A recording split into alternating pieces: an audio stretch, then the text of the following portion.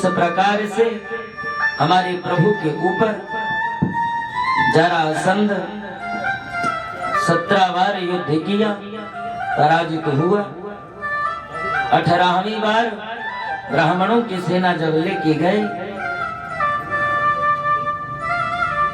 ब्राह्मणों की सेना लेकर के जब जाते हैं तो हमारे प्रभु जान लेते कि कोई सेना वेना नहीं है, ये तो सिर्फ ब्राह्मण देवता हैं। तुरंत हमारे प्रभु रण को छोड़ करके और रणछोड़ बन जाते हैं। उसी प्रकार से हमको और आपको भी जब जरा आती है, हमारे और आपके ऊपर भी जब जरासंध का आक्रमण होता है, भगवान वार्निंग देते हैं। प्रथम वार्निंग, बाल अपने कलर बदलते, लेकिन हम भगवान को धोखा देते। मेहंदी लगा करके बाल काला या लाल करवाते। दूसरी वार्निंग भगवान नेत्रों की देते। बढ़िया किसी चश्मे वाले के यहाँ जाके दृष्टि आई केयर चश्मा लगवा लेते। नाना प्रकार का उद्यम हम करते रहते हैं, भगवान को धोखा देते। और जिस दिन काले अवन आक्रमण करता है, उस दिन गोविंदाय नमो नमः हो जाते। विगत 6 दिन से हम लोग यही कथा श्रवण करें। मथुरा पर आक्रमण जरासंध के द्वारा प्रभु पर जब आक्रमण किया गया, हमारे प्राणेश्वर, हमारे प्राणाधार रण को छोड़ करके और रणछोड़ बन जाते। अगर कोई दान किया हो, सिंहासन है, स्वर्ण है, रजत है, वस्त्र है, अगर एक बार दान दे दी जाए, पुनः उसका दान नहीं करना चाहिए। बोले महाराज, उसकी कैसी कथा है, उसके विषय में बतलाई। तब सुखदेव जी महाराज कहते हैं, उत्तम श्लोक कराभिपृष्ठो विहाय सत्या सकला स्वरूपम संतप्त च विचार वर्ण सर्वांगुकालांतर दिए थे। वो महात्मा आप पहुंचे। महाराज, आपने दान दे करके पुनः वापस लिया है, ऐसे ही दानवीर कहलाते। दिया हुआ दान वापस आप ले रहे हैं। अतः महात्मा क्रोधित हुए। अनजान का पाप था राजा नृग का, लेकिन हमारे मुनिवर क्रोध में आकर के और श्राप दे देते। अरे जाओ, गिरगिट के जैसे तुम स्वरूप बदलते हो। वही गैया मुझे दान दिए और वही गैया ब्राह्मण को दान दे रही। जाओ, मैं श्राप देता हूं, आप गिरगिट बन जाओ। और गिरगिट बन करके रहने लगे। हमारे प्रभु एक दिन गोकुल में ब्रजवासियों के साथ में क्रीड़ा कर रहे थे। और हमारे प्रभु जहां क्रीड़ा कर रहे थे, वही नृग स्वरूप यमुना जी में था। हमारे प्रभु का पांव पकड़ा और हमारे प्रभु नृग नाम के राजा थे, गिरगिट के स्वरूप में परिणित हुए थे। तुरंत पल भर में हमारे प्रभु गिरगिट का उद्धार कर देते। जैसे ही गिरगिट का उद्धार करते हैं महाराज नृग, तुरंत अपने स्वरूप में आकर के और चरण वंदना करने लगते। आइए हम और आप भी प्रभु के पाद पंकज में संकीर्तन करेंगे। उसके बाद आगे कथा की ओर आगे बढ़ेंगे। श्री राधे आइए प्रभु के चरणों में ध्यान लगाएं। श्री राधे गोपाल सभी लोग बोलेंगे, दोनों हाथ उठा करके श्री राधे गोपाल। साड़ी फटी हुई, साड़ी फाड़ती है और ऐसे ही फाड़ती है और पोटली बना करके और सुदामा जी को दे देती। हमारे सुदामा जी महाराज तुरंत, और सुदामा जी हमारे कैसे थे, किसी कवि ने कह रहा है, क्या संसार है प्यारे भक्तों जिसे आप गम दिखाओगे। अगर आप किसी को गम दिखाएंगे तो यहाँ पर भैया मुट्ठी में नमक लेकर के टहलते हैं लोग। गम में नमक छिड़केंगे बल्कि मलहम लगाने वाला कोई नहीं। और किसी कवि ने कहा है, शाम को पियो जाम पर जाम चढ़ाने से क्या फायदा, जाम पर जाम चढ़ाने से क्या फायदा, शाम को पियो सुबह उतर जाएगी। अरे पीना है, अगर पीना ही है तो हमारे हरि नाम का प्याला पियो, प्यारी जिंदगी सवर जाएगी। तुरंत हमारे प्रभु कहने लगते। सुदामा जी अपनी पत्नी को जब समझा रहे थे तब कहते, अरे पगली यह संसार है, मुस्कुरा कर गम का जहर पीना जिसे आ गया, समझो उसे इस जहां में जहां तक जीना आ गया। यह संसार है पगली। ऐसा कहते हुए पोटली को दबाते हैं और पोटली को दबाने के बाद रास्ते में चलने लगते हैं। और रास्ते में चलते चलते कहने लगते हैं,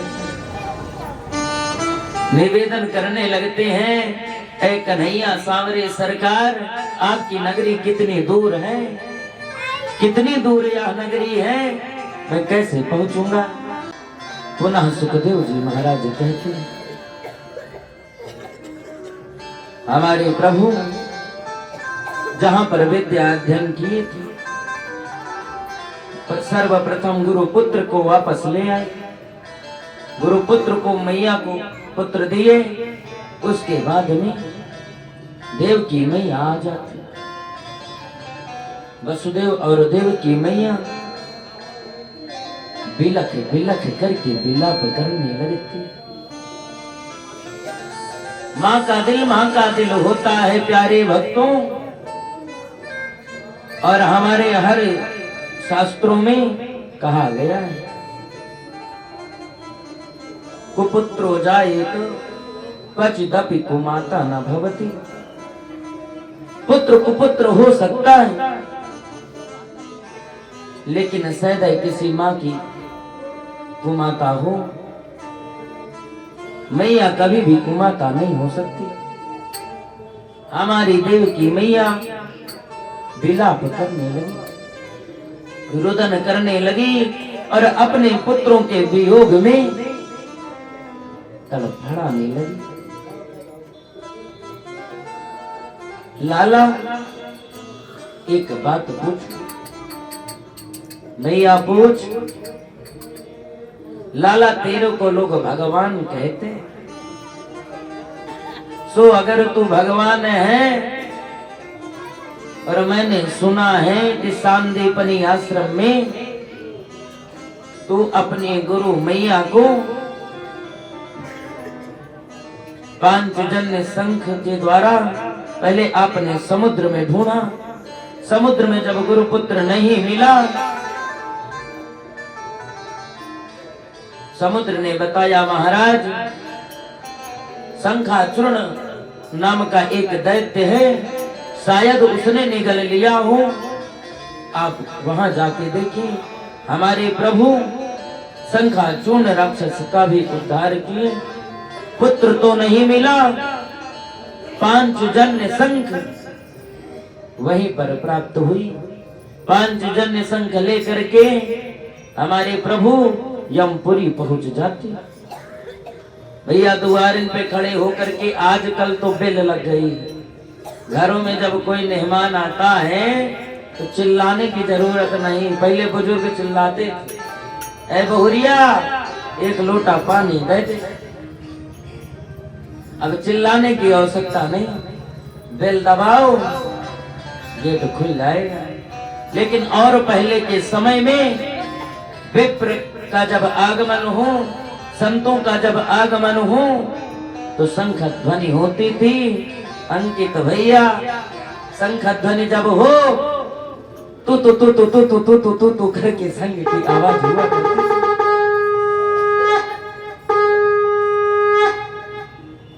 जब शंख ध्वनि किए यमराज महाराज भैया द्वार पर ही आकर के और चरणों पर लौट गए। नाथ बस बस बस बस, अभी 2 बार आपने शंख बजाई, अगर तिबारा बजा दिए तो हमारी छुट्टी है जाएगी। बोले क्यों भैया? अरे बोले अगर तिबारा शंख नरकों में रहने वाले अगर सुन लिए पापी, तब करेंगे क्या?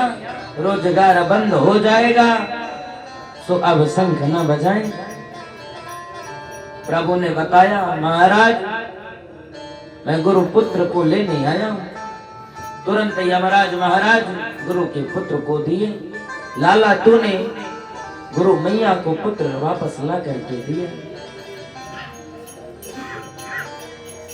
अगर तू भगवान है तो मैं निवेदन करूं, तेरे और जो 6 भाई हैं जिन्हें पापी कंस ने मार दिया, मुझे ले आकर के दिखा दे, दर्शन करा दे। तुरंत हमारे प्रभु अपने 6 भाई को पुनः वापस लाते हैं और मैया के निर्मल दूध की धारा प्रवाहित तो होने लगती है और मैया कहती है, लाला छक के दूध पी ले। दूध स्तनपान करवाती है और उसके बाद हमारे प्रभु कहते हैं, मैया संसार के नियम टूट जाएंगे, ज्यादा ममता मत दिखाओ। पुनः वो अपने लोक चले जाते। मरे हुए पुत्रों को देवकी मैया के हमारे प्रभु तुरंत वापस करवाते। इसके बाद सुखदेव जी महाराज कहते हैं, परीक्षित भगवान की प्रेरणा से बलदाऊ और कृष्ण बैठे थे। इनकी बहन थी जिनका नाम सुभद्रा था और हमारे अर्जुन जी महाराज दंडी का स्वरूप धारण करके नगर में जाकर के बैठ गए। सन्यासी बाबा आए हैं, सन्यासी बाबा आए हैं। जब पता चला भैया बलदाऊ भी गए, भैया हमारो सगुन विचार दो।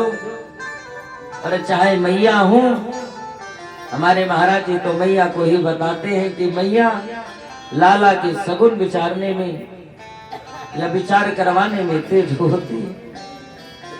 लेकिन बलदाऊ भैया पहुंच गए, मेरो हाथ विचार दो, सुरेखा कहाँ जा रही है बता दो। अब भैया वो तो अर्जुन थे, सन्यासी बाबा तो थे नहीं, सब जानते ही थे। बता दिए, भैया आप 2 भाई,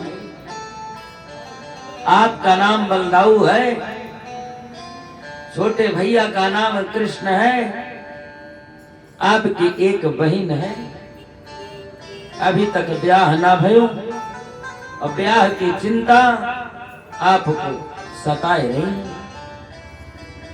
भैया बलदाऊ जान गए, बहुत बड़े ज्योतिषी बाबा आ गए। तुरंत बलदाऊ भैया अपने शिविर में ले आए। शिविर में ले आए जब तो कन्हैया थी, लाला बहुत पहुंचे हुए महात्मा हैं, ज्योतिषी हैं, आप इनका आव भगत करो, स्वागत करो, मैं आता हूं। भैया कन्हैया जी भी शिविर में ले गए अंतापुर में, जहां इनकी बहन सुभद्रा बैठी थी। बोले सुभद्रा, पंडित जी आई हुई,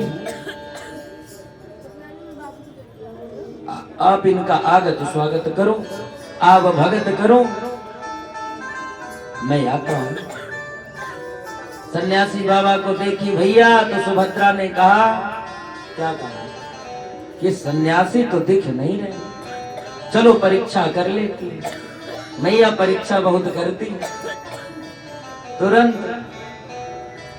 जहां पर अर्जुन बैठे थे पीछे गई दीवाल के और 2 बार अर्जुन शब्द का उच्चारण की। अर्जुन अर्जुन। भैया सन्यासी बाबा इधर उधर देखने लगे, यहां मुझे कौन जानता है, यहां तो दंडी बन करके आया हूं, यहां कौन मुझे बुलाएगा। सुभद्रा मैया हंसने लगी, यही मेरो अर्जुन है।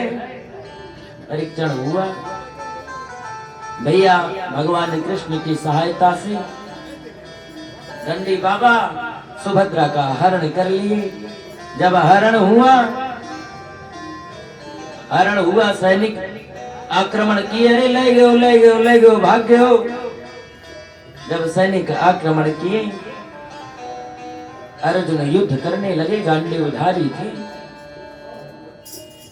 अब रथ भी चलाए, रथ की रास को भी पकड़े और युद्ध भी करें। तुरंत सुभद्रा ने कहा, महाराज आप पीछे बैठो। आज से नहीं, आदिकाल से मैया वाहन चलाती थी, बस फर्क इतना है कि आज कार चलाती है और पहले की मैया रथ चलाती। सुभद्रा रथ की रास को पकड़कर खींचने लगी और अर्जुन युद्ध करने लगी। बलदाऊ को देखे, बलदाऊ को देखते ही कन्हैया की ओर देख करके इशारा कर दी, अरे लाला गड़बड़ है जो, अरे हल मूसल लेके आ रहे हैं, वो अगर एको हल जम दिए तो हम तो जय जय सीताराम हो जाएंगे। कन्हैया आंखों से इशारा किए, घबराओ मत। तुरंत बलदाऊ बीते। जब पता चला कृष्ण और बलदाऊ को कि सुभद्रा का हरण हुआ, तो कन्हैया क्या कहता है, बलदाऊ बोले चलो युद्ध करेंगे, और कन्हैया कहते अगर हार गए तो। भाई अगर जब युद्ध नहीं करना या किसी काम को करना है, आपको कहा जाए बहन जी आप ये काम कर लीजिए, तो भाई करना है तो कर लेंगे। वो अगर नहीं करना, उदाहरण तौर पे किसी को कह दो भैया चाय बना दो, अगर उसे चाय बनाना है तो वो चाय बना देगा। अगर चाय नहीं बनानी तो भैया या तो अदरक ज्यादा कर देगा और या तो चाय पत्ती ज्यादा कर देगा। भाई बनाना नहीं। ये भगवान को तो युद्ध करना नहीं था, जाने से पहले ही कह रहे अगर हार गए तो बड़ी बेइज्जती होगी भैया। हमारे बलदाऊ भैया बोले लाला तू कायरों की भांति तू घर में घुसा रहे, मैं जा रहा हूं युद्ध करने। पीछे पीछे भैया कन्हैया भी पहुंचे। भैया आप ध्यान दो, हरण कौन किसका किया है, दंडी स्वामी तो निरपराध हैं। अरे हरण तो सन्यासी का सुभद्रा करके ले